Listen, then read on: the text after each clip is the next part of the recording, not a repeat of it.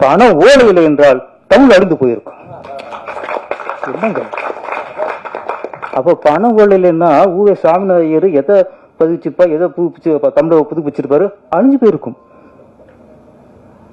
சிலப்பதிகாரம் இருந்திருக்காது, திருவாசகம் இருந்திருக்காது, திருக்குறள் இருந்திருக்காது,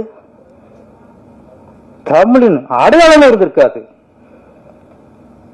அதை காப்பாற்றியது பண ஓலை. இதை விட சிறப்பு பனைமரத்துக்கு எதுவுமே இருக்க முடியாது. இன்னைக்கு திருவள்ளுவருக்கு சிலர் வெள்ளாடை பூணிக்கலாம், சிலர் காவி ஆடைய உடுத்தலாம், சிலர் இருக்காங்க கருப்பு ஆடையும் அணிவிக்கலாம். நீங்க எந்த ஆடையெல்லாம் அணிவிச்சுங்க, திருவள்ளுவர் கையில் இருக்கிற பண மொழி யாரு அளிப்பீங்க?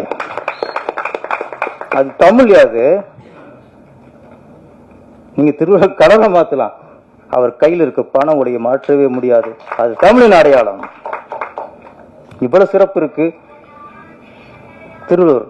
இன்னைக்கு திருவள்ளுவர் அவர் திருநீர் அழிஞ்சிருக்காரா, அந்த ட்ரெஸ் போட்டிருக்காரு, எந்த ட்ரெஸ் போட்டிருக்காரு, அதெல்லாம் இல்ல. எங்கள் திருவள்ளுவர் பனைகளை தாங்கியிருக்கிறார், தமிழை தாங்கியிருக்கிறார். அந்த சிறப்பு என்றும் எங்க தமிழுக்கு இருக்கு.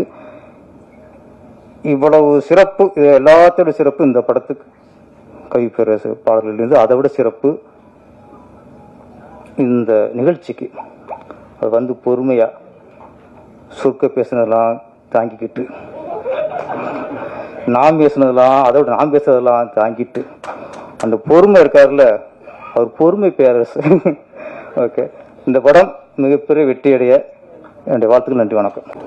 நான் இங்க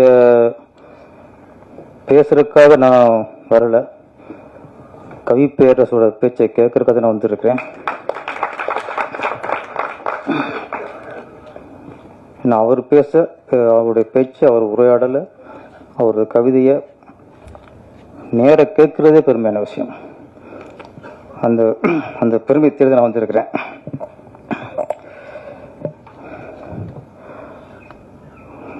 கவி பேரரசு வைரமுத்து, இது வெறும் பேர் இல்லை, இது தமிழுக்கு கிடைத்த மிகப்பெரிய பெருமை. கவி பேரரசர் வந்து தமிழோட கௌரவம், தமிழுக்கு கிடைத்த தவ புதல்வன்.